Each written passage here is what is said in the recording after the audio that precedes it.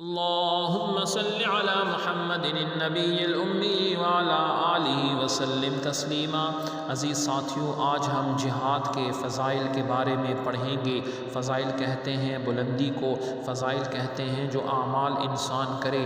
اور اس پر انسان کو جو اجر و ثواب ملے اس کو فضائل کہا جاتا ہے۔ احادیث میں، قرآن میں اتنے فضائل بیان ہوئے ہیں کہ ہماری زندگیاں کم ہیں ان کو سمجھانے کے لیے۔ سورہ صف ہے، آیت نمبر 4 میں ارشاد ہے، اعوذ باللہ من الشیطان الرجیم، بسم اللہ الرحمن الرحیم، ان اللہ يحب الذین یقاتلون فی سبیلہ صفا کأنہم بنیان مرصوص، کہ بے شک اللہ تعالیٰ عز و جل پسند کرتا ہے ان لوگوں کو جو لڑتے ہیں اس کی راہ میں قطار باندھ کر، گویا وہ دیوار ہے سیسا پلائی ہوئی۔ پھر رسول اللہ صلی اللہ علیہ وسلم نے فرمایا، قسم ہے اس ذات کی جس کے ہاتھ میں محمد صلی اللہ علیہ وسلم کی جان ہے،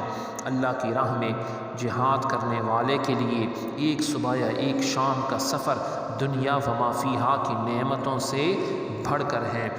اسی طرح حضرت سہل بن سعد رضی اللہ عنہ فرماتے ہیں کہ رسول اللہ صلی اللہ علیہ وسلم نے فرمایا، رباط یوم فی سبیل اللہ خیر من الدنیا وما علیہا، کہ اللہ کی راہ میں ایک دن مورچہ بند ہونا دنیا اور اس میں جو کچھ ہے اس کے مل جانے یا اسے خرچ کرنے سے بہتر ہے۔ پھر حضرت سلمان فارسی رضی اللہ عنہ بیان فرماتے ہیں کہ میں نے رسول اللہ صلی اللہ علیہ وآلہ وسلم کو فرماتے ہوئے سنا، اللہ تعالیٰ عز و جل کی راہ میں ایک دن اور ایک رات مورچہ بند ہونا ایک ماہ کے روزوں اور اس کے قیام سے بہتر ہے، اور اگر وہ اسی جگہ فوت ہو جائے تو اس کا وہ عمل جو وہ کیا کرتا تھا جاری رہتا ہے، اس کا جنت سے رزق جاری کر دیا جاتا ہے اور وہ قبر میں فتنوں سے محفوظ رہتا ہے۔ سبحان اللہ، کتنی پیاری فضیلت بیان فرمائی گئی۔ حضرت ابو عبس رضی اللہ عنہ فرماتے ہیں کہ رسول اللہ صلی اللہ علیہ وسلم نے فرمایا، ما اغبرت قدم عبد فی سبیل اللہ فتمسہ النار،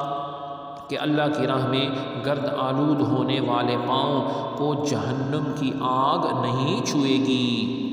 پھر حضرت ابو ہریرہ رضی اللہ عنہ فرماتے ہیں، لا یجتمع کافر وقاتلہ فی النار ابدا،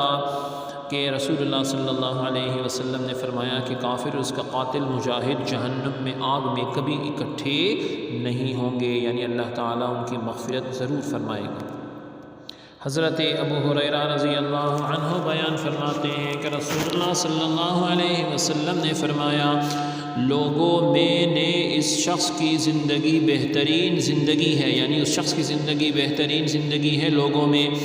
جو اپنے گھوڑے کی لگام تھامے اللہ رب العزت کی راہ میں نکلتا ہے۔ وہ جب کبھی خوفیہ فریادی کی آواز سنتا ہے تو وہ اس گھوڑے کی پشت پر تیز رفتاری کی وجہ سے اڑتا ہوا جاتا ہے، وہ قتل اور موت کو اس کی ممکنہ جگہ سے تلاش کرتا ہے، یعنی جہاد کے شوق میں جاتا ہے۔ یا پھر اس آدمی کی زندگی بہترین ہے جو اپنی بکریاں لے کر کسی پہاڑ کی چوٹی پر یا کسی وادی میں پھرتا ہے، وہ نماز پڑھتا ہے، زکوٰۃ ادا کرتا ہے اور موت آنے تک اپنے رب کی عبادت کرتا رہتا ہے، تو یقیناً اس سے وہ شخص بہترین ہے جو جہاد میں شامل ہوتا ہے۔ سبحان ربک رب العزت عما یصفون وسلام علی المرسلین والحمد للہ رب العالمین۔